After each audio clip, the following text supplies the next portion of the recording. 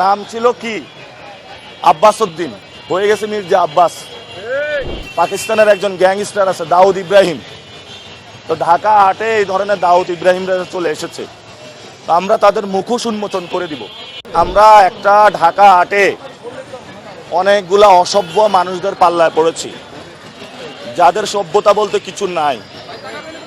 তারা কথা বলে গ্যাংস্টারদের ভাষায়, তারা কথা বলে আইয়ামে জাহিলিয়াতে মানুষ যেভাবে হলো কর্মকাণ্ড চালিয়েছে সেইভাবে। এখন তো যুগ পরিবর্তন হয়েছে, সেই কত হিজরি ছিল, রাসূল পরিবর্তন করে দিয়েছিল সবকিছু। তা আমাদের মনে হচ্ছে কিছু আইয়ামে জাহিলিয়াতের লোকদের সাথে আইসা আমরা পড়েছি। আমরা আইয়ামে জাহিলিয়াত থেকে ঢাকা আটকে ইনশাল্লাহ মুক্ত করব।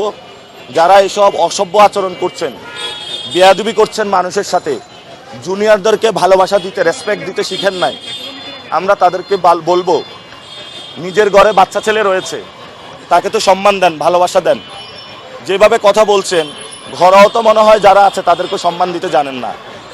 যদি ফ্যামিলিতে মানুষের আপব্রিঙ্গিং ভালো না হয়, যদি ফ্যামিলিতে সুশিক্ষা না হয়, ফ্যামিলিতে যদি সম্মান দিতে না জানে মানুষ, তখন বাহিরে এসে মানুষকে অসম্মানিত করার প্রচেষ্টা করা হয়। তা আমরা বলবো একটা আইয়ামে জাহিলিয়াতে আছি, একটা অসভ্য মানুষদের আমরা পাল্লায় পড়েছি, আমরা তাদেরকে সভ্য করার চেষ্টা চালিয়ে যাব এবং ভোটের মাধ্যমে আপনারা তাদেরকে সভ্য করবেন। ভোটের মাধ্যমে আগামী 12 তারিখে আমরা আইয়ামে জাহিলিয়াত থেকে মুক্ত হতে চাই।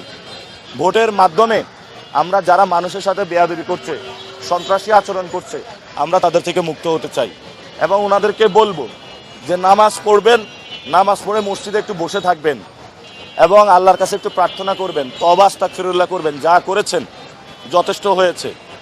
আপনারা জানেন যে কিভাবে কমিশনার হয়েছিল, অস্ত্র তাক করে গুলি করতে যাইতে যাইতে কমিশনার হয়েছে, এটা পুরো সকল মানুষ জানে।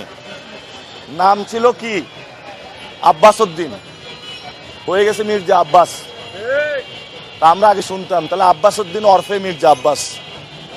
তারপরে আপনারা শুনেছেন যে পাকিস্তানের একজন গ্যাংস্টার আছে দাউদ ইব্রাহিম, তো ঢাকা হাটে এই ধরনের দাউদ ইব্রাহিমরা চলে এসেছে, আমরা তাদের মুখোশ উন্মোচন করে দিব।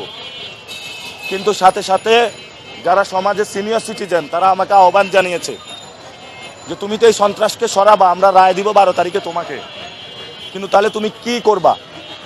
আমি আপনাদেরকে ইনশাল্লাহ আমরা ইশতেহার দিব, সেখানে আমাদের শিক্ষা, স্বাস্থ্য যে অধিকারগুলো রয়েছে, ড্রেনেজ ব্যবস্থা রয়েছে এবং এখানে কাঁচা বাজারের সংকটগুলো রয়েছে, চাঁদাবাজি, সন্ত্রাস, শহীদ ওসমান হাদির বিচার, আমরা ইনশাল্লাহ এগুলো নিয়ে কাজ করব।